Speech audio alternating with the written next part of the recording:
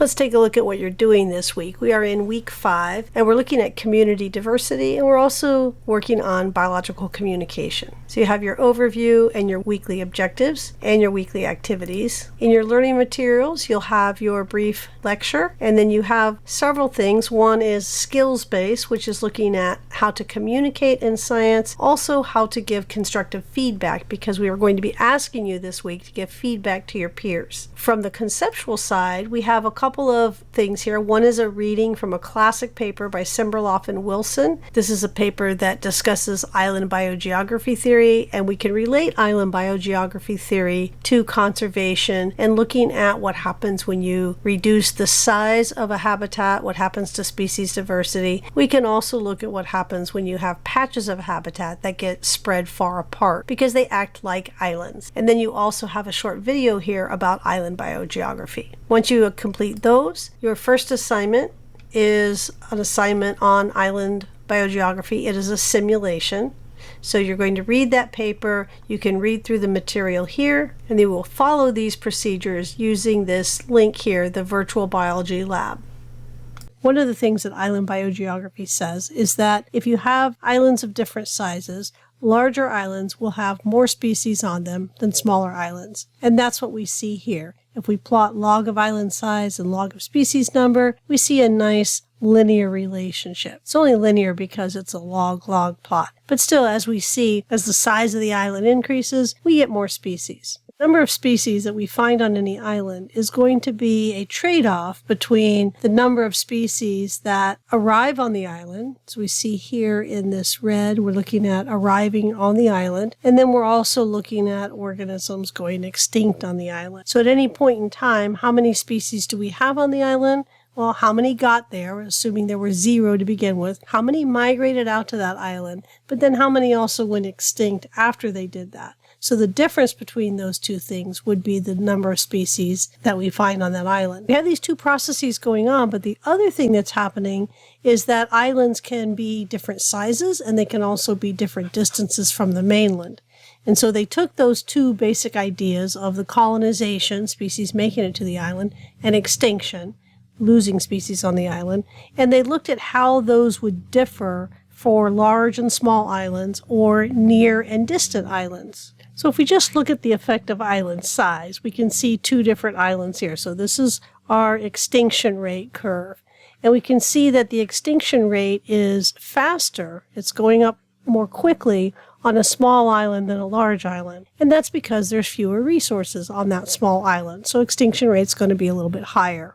If we come over here and look at the colonization of these islands, and we look at our near and our far islands, we can see that the far islands are going to have a lower colonization rate than the near islands. And that's because more species can make it to an island that's closer to the mainland than to an island that's further away. And so on any given island, depending on its size and how far it is from the mainland, we can look at the intersection of those curves to estimate how many species should be on that particular island. So in this lab, what you're going to do is to follow the instructions here with the procedure, going to this virtual biology lab, which is similar to the barnacle lab that you did. And it's going to have you put in different values and then run the simulation and then keep track of the output. Let's take a look at the simulation together. Once you go to the link, you'll come down here to Model 1, Island Biogeography, and click Launch Model. You'll read through the background information and the tutorial,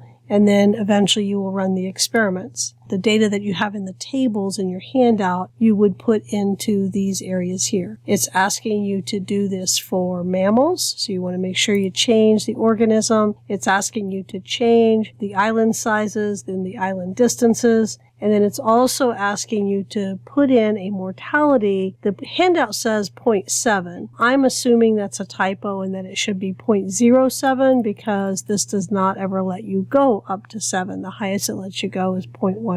So I'm assuming what they really want there is 0.07. And then you're going to run it for 50 cycles, so run time up to 50. Gather the data that you have in the table.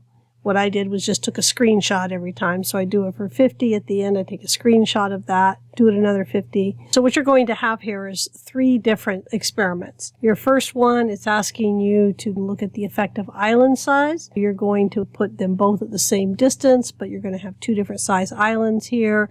It's asking you to record your hypotheses. So before you even run it, what do you think is going to happen here? And we'll look at what you're going to do with that data in a few minutes. Your second experiment, you're going to put them at the same size, but you're going to modify the distance from the mainland. So one is going to be much further away than the other. Everything else is the same. So in the first experiment, you were looking at the effect of size. Here, you're looking at the effect of distance.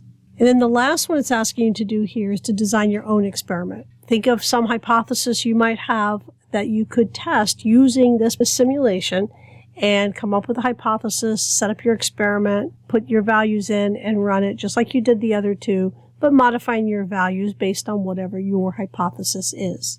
So at the end, you're going to have data from 3 different experiments. Here it says create line graphs from your experiments, and then it's asking you some other question about the equilibrium number of species, which condition had the highest species richness, and so you can go through and answer these questions. Then it's also asking you to interpret this figure from Simberloff and Wilson's original paper. The link for this paper is in the instructions. Let's take a look at the rubric for this assignment. You're going to have a hypothesis for your first experiment, and then you're going to collect data and show the data and then analyze those data. Then you're going to also look at the second experiment where you will form another hypothesis, and then you're also going to collect data and record the data based on that experiment. So you have 2 experiments that it guides you through. If we come up here and look at these instructions, these first 2 experiments, it's telling you exactly what to do. In experiment 3, you're going to design your own experiment. So you're going to come up with a particular question and hypothesis, and that's what we're seeing here. So you have a research question, you come up with a hypothesis, then you are going to generate some data. You want to create a graph for that, and then you will answer some questions. We can see in the instructions, in the analysis section, we want to make sure that we come back and look at this and answer all of these questions. And then the first one, it's asking us to make a line graph from each of the 3 experiments. So I want to show you how to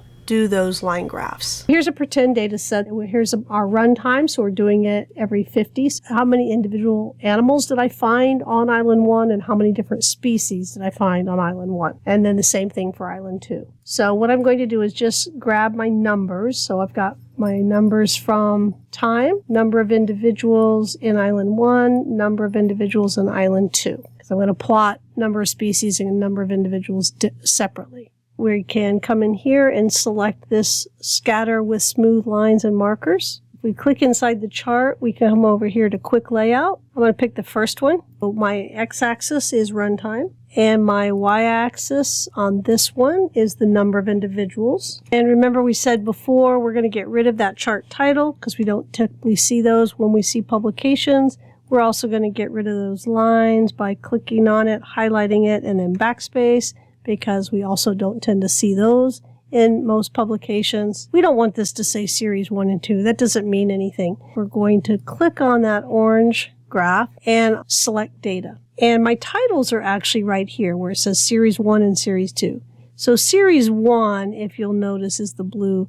That is actually island 1. So I'm going to come here and I'm going to say edit. And notice it pops up with this window, and it's asking me for the series name. I can type in there Island 1, or I can click this little arrow, and then I can go find up in my table here where I put the title Island 1. And then I can do the same thing for Series 2. So let me select Series 2 and say Edit, and let me come up here and select the word Island 2, and OK. Now it's labeled with something that makes sense to your reader. So that is how you would do number of individuals, and you're going to do number of species exactly the same way, except instead of choosing these columns of data, you're going to choose that column and that column. And of course, you're going to change this over here to say number of species. That will get you through all of the different types of graphs you have to do this week.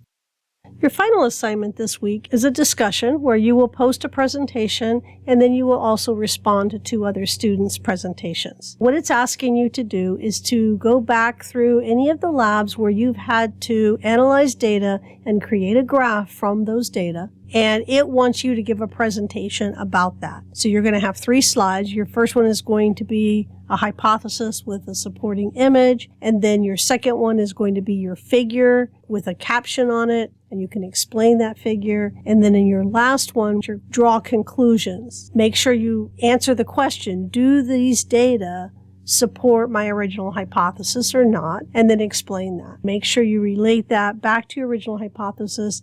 And then you also want to interpret the meaning of that figure by putting some biological concepts behind it. So what is it actually telling us? Think about the concepts that we were illustrating in these labs and what is that particular figure telling us from a biological perspective. You're going to essentially do all of that in a 1-minute video. To do your recording, it is asking you to use Kaltura. You'll find that over here in the My Media tab. Click on My Media. Then you can go in here to create. You can do capture. Open Kaltura Capture here. You'll want to download it for your computer. Once you download Kaltura, install it. Once you install the program and open it, you can see that you can start your recording. You can record your screen. You can record yourself on camera if you want to, but this would probably be your PowerPoint screen. You'll also have your audio on, so you have to check whatever microphone you're using. You've got your screen on, and then you'll just hit here to start recording. You can tell it to either record your entire screen, or you could select the area that you want to record. What you do is you just take the window